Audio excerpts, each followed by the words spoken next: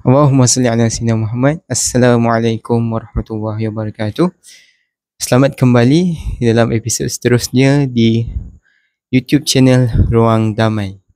Di ruangan ini kita sama-sama tumbuh untuk lebih baik daripada hari semalam.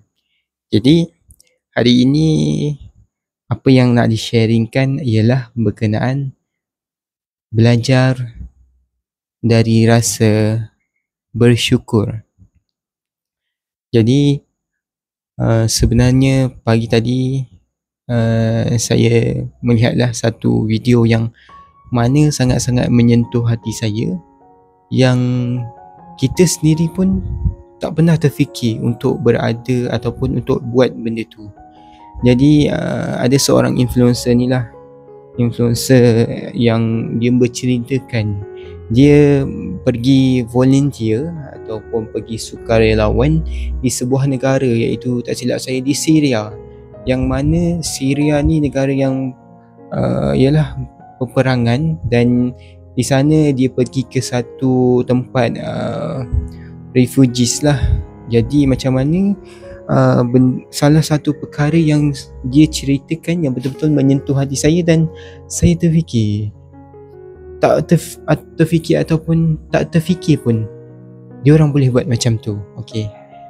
Nak dijadikan cerita, seperti biasa dia orang akan edarkan set makanan kepada pelarian-pelarian ni lah, dan entah macam mana tiba-tiba dalam dia orang sibuk-sibuk bagi tu makanan, passing makanan tu, tiba-tiba ada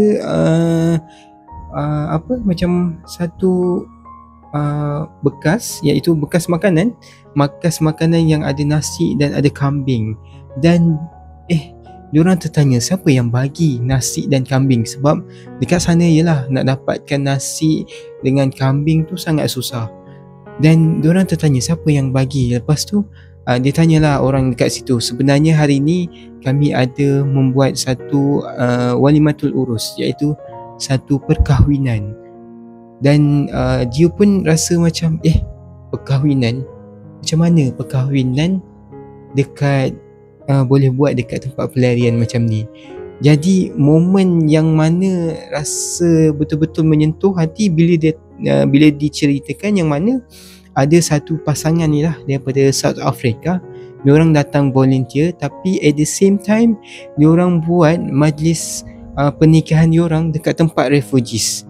Bila dia ditanyakan kenapa buat perkahwinan dekat sini, dan apa jawapan diorang? Jawapan diorang adalah betul-betul buatkan rasa diri ini kena bersyukur, ataupun memang betul-betul membuatkan rasa diri ini betul-betul baik ni orang ni, pasangan ni betul-betul baik. Diorang bila diorang ditanyakan kenapa buat walimatul urus diorang dekat sini, sebabnya jika nak dibandingkan buat walimatul urus dengan ahli keluarga dekat South Africa, diorang bersukaria dengan keluarga diorang, lebih baik diorang buat perkara ni, diorang share kegembiraan ni dengan pelarian dekat sini. Allahu Akbar.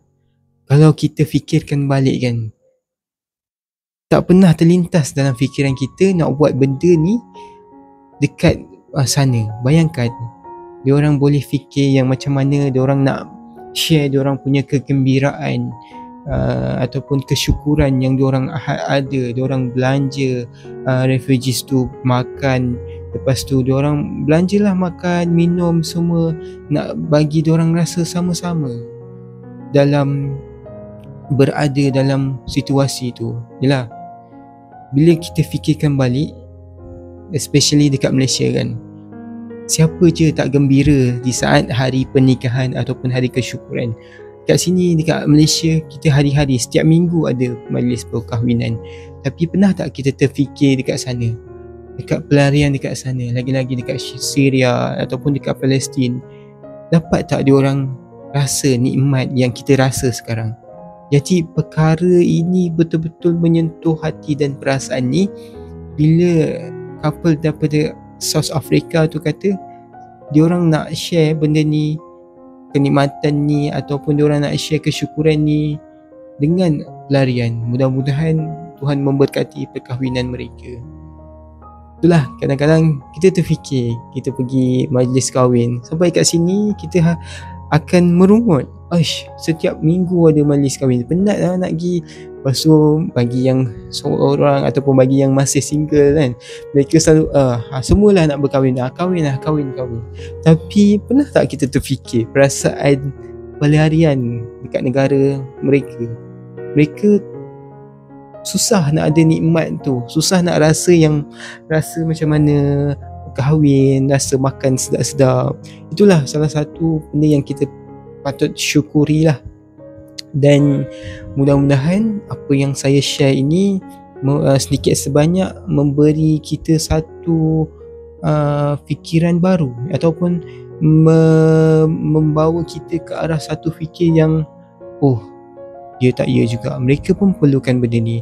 Jadi kita kat sini kena banyak-banyak bersyukur dengan nikmat yang Allah SWT dah bagi kat kita macam-macam.